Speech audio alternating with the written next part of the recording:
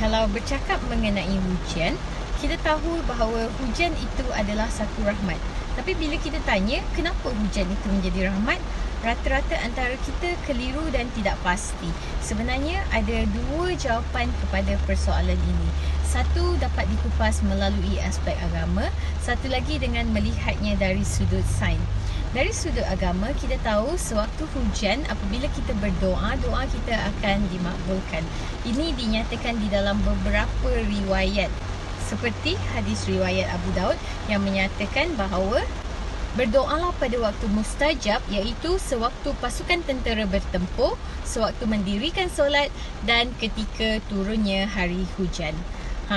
Selain daripada itu, terdapat juga hadis riwayat Hakim yang menyatakan maksud yang lebih kurang sama, iaitu dua doa yang tidak pernah ditolak ialah doa ketika azan dan doa ketika hari hujan. Jadi kita tahu, jika kita berdoa semasa hari hujan, maka doa kita akan dimakbulkan.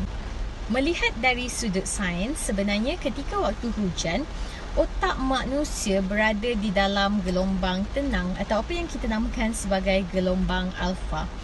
Gelombang tenang atau gelombang alfa mampu untuk memprogramkan semula minda kita.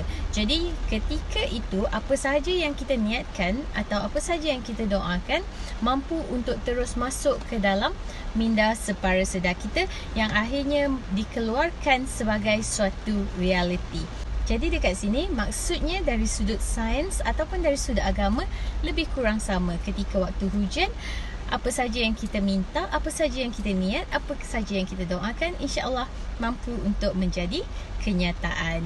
So, kalau hujan lepas ni, jangan komplain. Sebaliknya, sampaikanlah doa atau programkanlah semula kehidupan kita seperti mana yang kita inginkan. Insya-Allah, hujan itu adalah satu rahmat. Semoga bermanfaat, dikongsi bersama. Assalamualaikum.